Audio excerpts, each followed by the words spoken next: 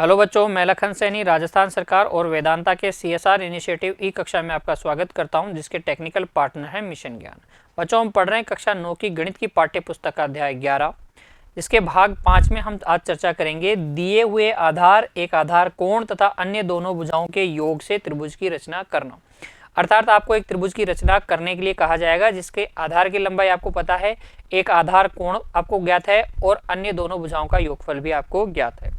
देखिए बच्चों, रचना 11.4 हमें किसकी करनी है? त्रिभुज की रचना करनी है। कब रचना करनी है? जब आपको एक आधार दिया गया है, एक आधार कोण दिया गया है और अन्य दो भुजाओं का योग दिया गया है।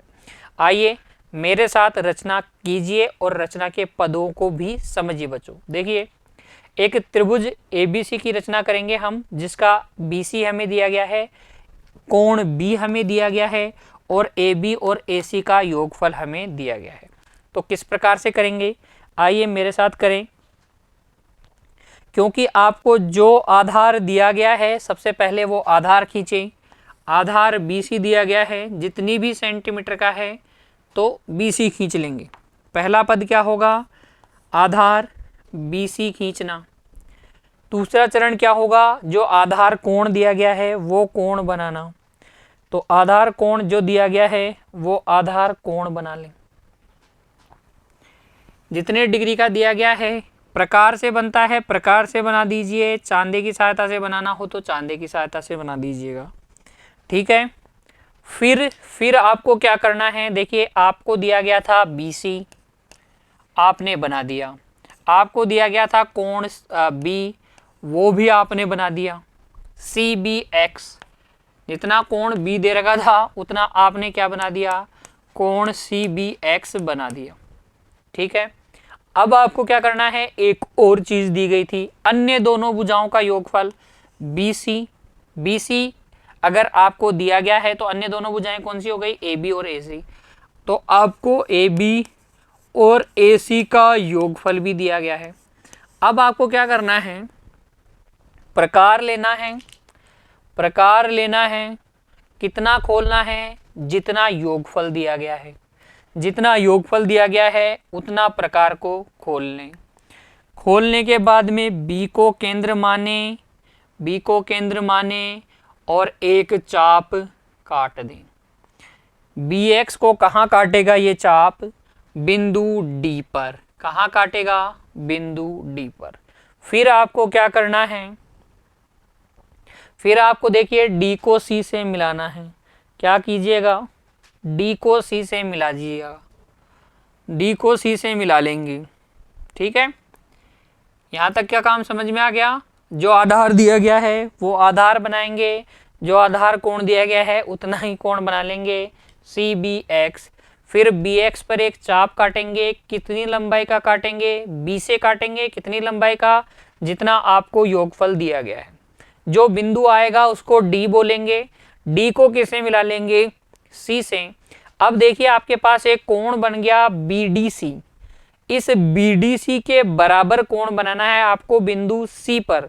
कौन सा? देखिए, कोण CDB के बराबर कोण बनाना है DCY। ये दोनों कोण क्या हैं? बराबर बनाने हैं, ठीक है। तो बिंदु C पर इतना कोण बनाएंगे जितना D पर है। कैसे बनाएंगे उसको समझिए। प्रकार की सहायता से बनते हैं बच्चों। कैसे बनाएंगे? देखिए, सबसे पहले D पर रखकर आप क्या कर लें? एक चाप काट लें जो कोण D की भुजाओं को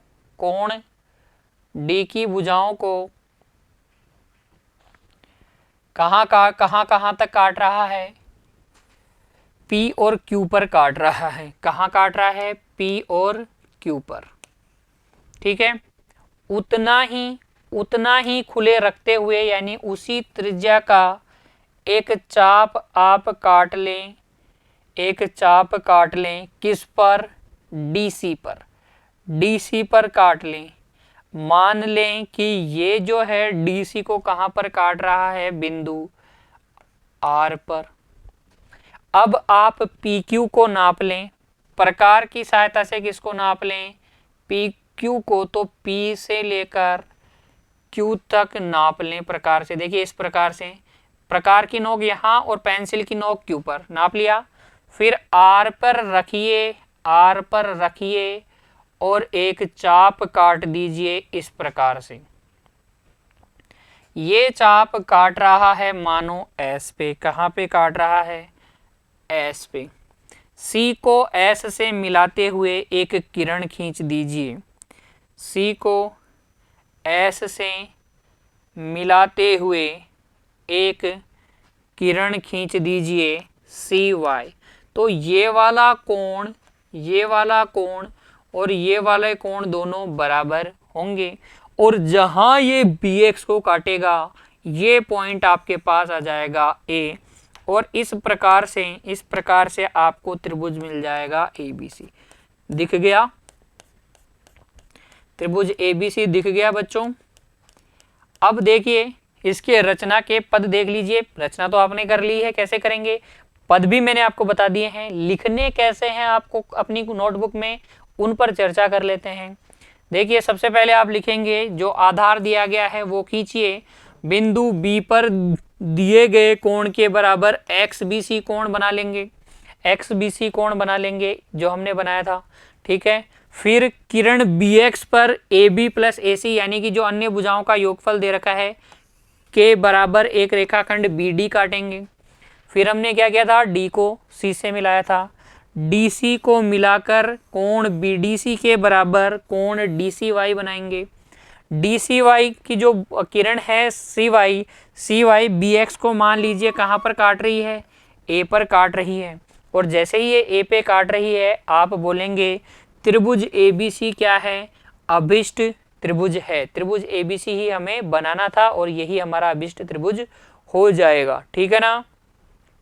आइए हम अब अपनी रचना का सत्यापन करते हैं। देखिए बच्चों, सत्यापन करना किस बात का है, पहले इस बात पर गौर कीजिए, किस बात का सत्यापन हम करने जा रहे हैं। देखिए ये आपको त्रिभुज एबीसी की रचना की, आपने त्रिभुज एबीसी की रचना की, तो बीसी तो हमने उतना ही बनाया जितना हमें दिया गया था, कोण बी भी हमने उतना ही बनाया जितना दिया गया था। अब सिर्फ हमें इस बात की पुष्टि करनी है, इस बात की पुष्टि करनी है क्या ए बी और ए सी का योग उतना ही है जितना हमें दिया गया था, अर्थात ये हमारा अभिष्ट त्रिभुज ही है क्या। भाई अभिष्ट ही हो जाएगा ना, देखो बी सी उतनी है जितनी हमें दी गई, कोण बी हमने उतना ही बनाया जितना दिया गया, ठीक है। अगर ए बी और ए सी का टोटल भी उतना ही आया जितना हमें दिया गया है तो हम कहेंगे कि हमने वही त्रिभुज बनाया है जो आपने बनाने को कहा था। तो उसके लिए देखिए हम सत्यापन में लिखेंगे, दिए गए मापन के अनुसार आधार BC और कोण B बनाए गए हैं, इसलिए इनकी पुष्टि करने की हमें कोई जरूरत नहीं है, हमने उतने ही बनाए हैं। हमें सिर्फ ए बी और AC का योग उतना चाहिए जितना कि दिया गया है। कितना दिया गया था, हमने प्रकार को BD के बराबर खोला था, याद कीजिए इनके बराबर कौन था, BD, तो इनका योगफल BD के बराबर आना चाहिए। D कहाँ पॉइंट था, यहाँ पर, ये BD था, किसके बराबर है ये AB प्लस AC के बराबर है, ठीक है। तो हमने ये AB प्लस AC के बराबर है, तो यहाँ इसमें हमें सिद्ध करना है इस त्रिभुज में AB और AC का योग BD के बराबर है। तो कैसे करेंगे, देखिए D को हमने C से मिलाया ही था, ये कोण इस कोण के बराबर है, क्योंकि इस त्रिभुज में किसमें, ADC त्रिभुज में ये दोनों कोण बराबर हैं, इसलिए इनकी सम्मुख भुजाएं AD और AC भी बराबर होंगी। देखिए ये दोनों कोण बराबर हैं रचना से, इसलिए AC और AD बराबर होगी। अब अगर आप ध्यान से देखें तो AB को हम क्या लिख सकते हैं, AB को हम लिख सकते हैं BD माइनस AC, BD कह दीजिए DB कह दीजिए, एक ही बात है। अच्छा, तो ये AC क्यों, AC क्यों? अरे भाई AD कहो कि AC कहो एक ही बात है, AD कहो चाहे से AC कहो एक ही बात क्यों है? क्योंकि बराबर हैं। तो यहाँ से आपके पास आ जाएगा AB plus AC equal to BD। इस प्रकार से आप सत्यापित कर सकते हैं अपनी रचना को। ठीक है, तो ये वही त्रिभुज है जो आपसे बनाने को कहा गया था।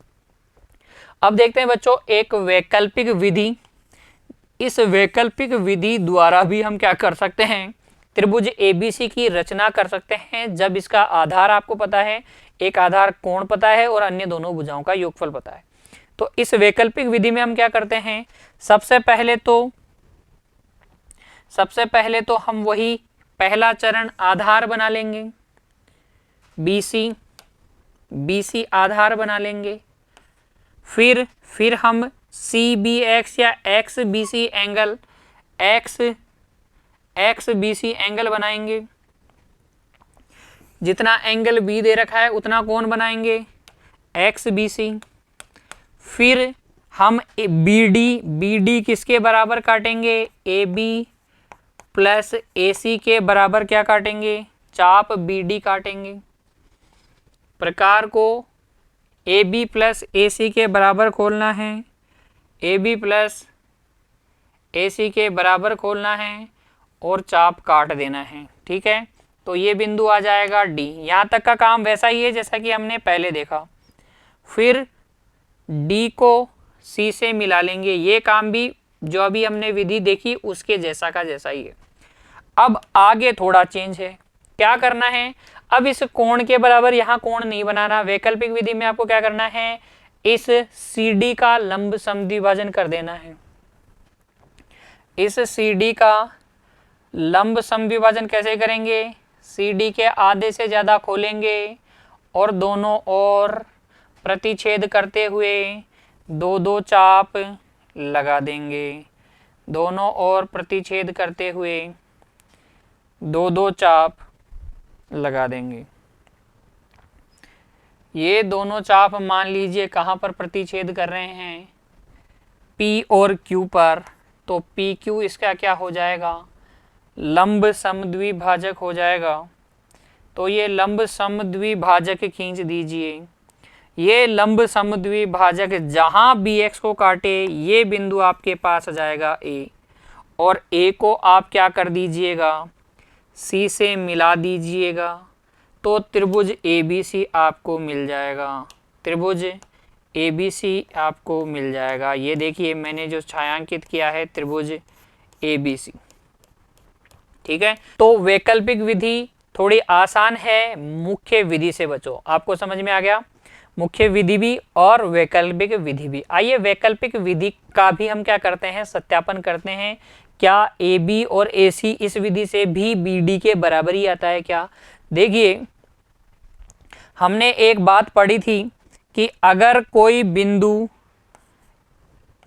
बिंदु रेखाखंड के लंब समद्विभाजक पर स्थित है तो वह रेखाखंड के अंत बिंदुओं से समदूरस्थ होता है। तो आप कहेंगे, देखिए आप कहेंगे क्योंकि किसी भी रेखाखंड के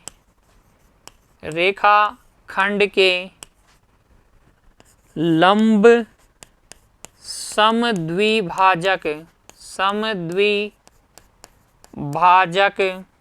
पर स्थित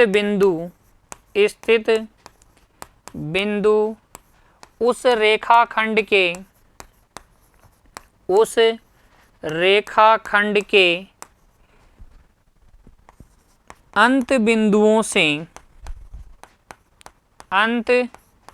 बिंदुओं से समदूरस्थ होता है।